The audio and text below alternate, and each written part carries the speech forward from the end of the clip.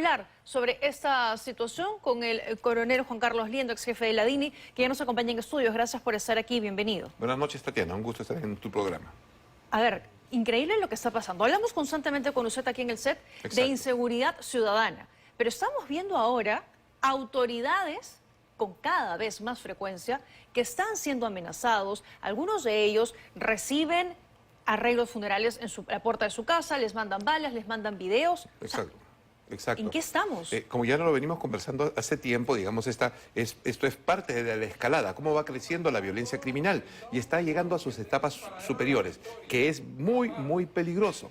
Lo que estamos viendo que sucede con las amenazas, cobro de cupos, extorsiones a los alcaldes que son autoridades políticas, es la expresión de control territorial del crimen. Y eso está pasando y parece consolidarse en todo Lima Este y Lima Norte. Se va a expandir a Lima Sur. O sea, es el dominio del crimen sobre la política local a través de distritos. Si esto escala, va a ser a nivel provincial, a nivel regional y hasta a nivel estado de una manera terrible, como sucede en México, por ejemplo. O como sucede aquí en el norte, la ciudad o aquí en el norte, empatadas. Exacto, exacto. Así, empatadas en Trujillo, en el norte.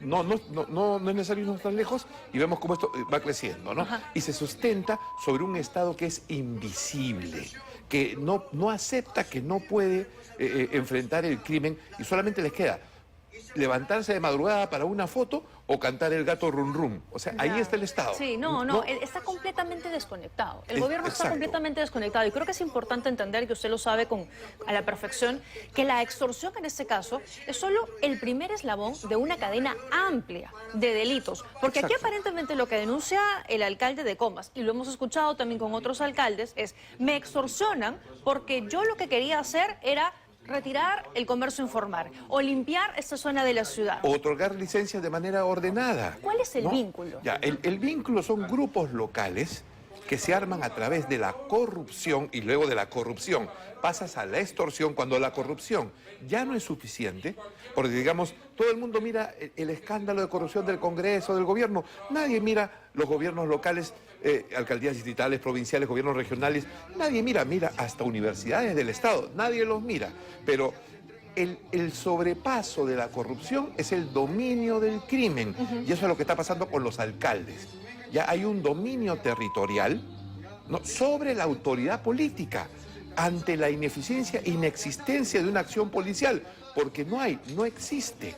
O sea, puede haber grupos de policías muy eficientes haciendo un operativo, levantándose de madrugada, capturando a un secuestrador, pero esto es sistémico, ya sobrepasado. El enfoque claro es que este problema, donde la delincuencia está expandida en todo el país, ya no es un problema policial ni delincuencial, es un problema de seguridad nacional. Aquí tiene que haber un nuevo tipo de decisiones, una nueva organización, claro, pero a nivel Estado, Consejo de Seguridad Nacional, con autoridades del Congreso, del Poder Judicial, del Ministerio de Economía y Finanzas. Claro, ya sobrepasamos. A todo nivel. Exacto. Las extorsiones en el país se han sextuplicado. Estamos hablando, y eso según las denuncias que tiene la policía, porque sabemos sin que contar lo que no se denuncia. Sin contar lo que no se denuncia, un promedio de 47 casos por día. 47 casos por día, es una locura. No, y que son casos graves, porque los leves ni se tocan. Y si seguimos con esa tendencia, vamos a cerrar el año en más de 20.000 casos de extorsión. Y lo que el gobierno no quiere entender es que ya esta delincuencia desbocada, que se monta sobre estructuras de corrupción, envuelve a la política. Para que funcione un alcalde va a tener que transar con los grupos criminales.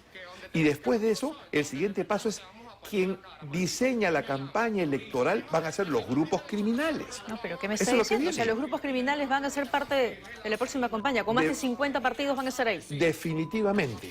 Y esto que esté muy claro, el descontrol, la falta de eficiencia del gobierno, su frivolidad en titulares o canciones sin sentido, nos está llevando a que el crimen cope los gobiernos locales.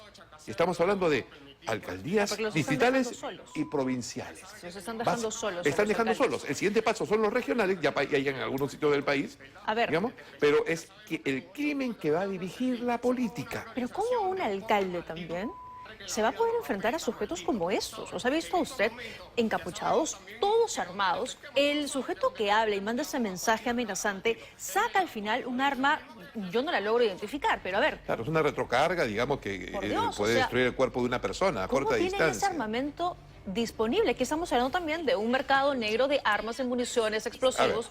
Si la autoridad peruana no puede controlar la seguridad de un mercado, que es lo que está en discusión, mira, o sea, no se puede controlar el dar seguridad a un mercado de abastos. ¿Cómo crees que van a controlar la frontera? ¿Cómo crees que van a controlar el contrabando, el comercio ilegal, una economía de país informal? O sea, ya la policía, por más esfuerzo que haga, por más nombre que le cambien, por más motos que les entreguen, no va a solucionar el problema, porque el problema ha escalado a un nivel de seguridad nacional frente a un fenómeno criminal de nuevo tipo, en permanente mutación, pero que claramente está envolviendo el poder político local.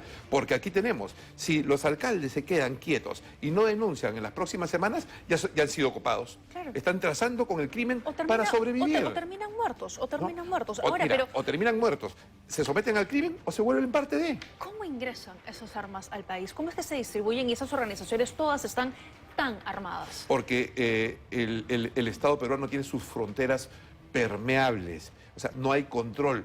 Las organizaciones de contrabando se han empoderado, cruzan la frontera y, lamentablemente, las migraciones masivas acompañan este fenómeno criminal. O sea, personas que se ven obligadas a migrar, digamos, son, como el Estado no tiene capacidad de administrar la migración, la administran las bandas criminales. Dios mío. Entonces, ese es un fenómeno que viene pasando en los últimos años, ¿no? Y el gobierno cada vez es más irrelevante, inexistente, y el crimen se empodera cada vez más. Se requieren nuevas soluciones en el nivel político más alto.